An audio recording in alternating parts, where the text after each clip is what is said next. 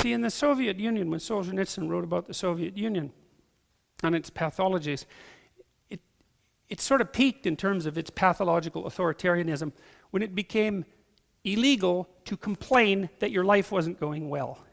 And you just think about how horrible that is, eh? Because you know, lots of times your life isn't going well. I mean, and I don't mean this in some casual way. I mean, maybe, I don't know, maybe you have diabetes and you know, maybe you're going to lose your feet or something. Like, it's really not, it's nothing trivial that's going on here. Something is not good. Or maybe it's economic, or maybe you're unemployed, but you see, the idea in the Soviet Union was, well, we already have all the answers. Everything's perfect. Already. That's what totalitarians think. Well, if everything's perfect, and you're suffering, then, well, maybe there's something wrong with you. Because everything is perfect after all, and if you're suffering, then, and what are you going to come out and say? Well, I'm suffering? It's like, well, then you're evidence that things aren't perfect, right? You're like a widow or an orphan in an Old Testament story, you know, when the kings got too high and mighty, then they wouldn't pay enough attention to the widows and the orphans, and then the prophet would come along and say, you know, those widows and orphans, they're a lot more important than you think they are, and if you don't pay attention to them properly, then things are going to fall apart around you in a way that you just can't even imagine. And so, well, then you're sort of like your own widow and your own orphan, but you don't get to say, hey, look, you know, things aren't perfect yet because I'm actually having still quite a rough time here. You don't get to admit to your own suffering.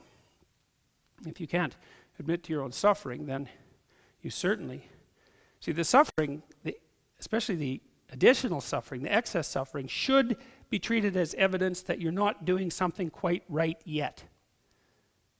It should be treated as evidence that you're wrong. There's something important that you're doing that's wrong. I understand how harsh that is. And I'm not saying that everyone who's suffering is suffering because they're doing something in some simple way that's wrong.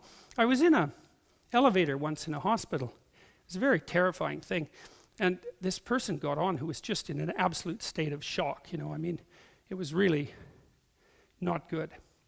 And I don't remember how this happened, but I engaged the person in conversation, and they just said that they had just been diagnosed with what looked to be terminal cancer.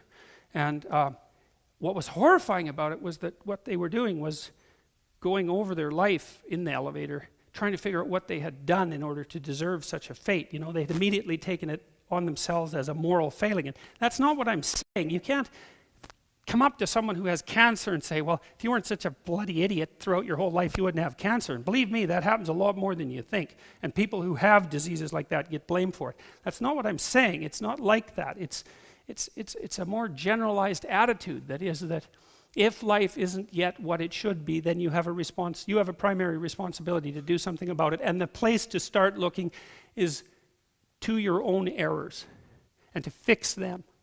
And that's a safe bet, man, because you're probably doing some things that you wouldn't have to be doing that if you fixed would make things better. So it's time to let go and to sacrifice who you are for who you could become.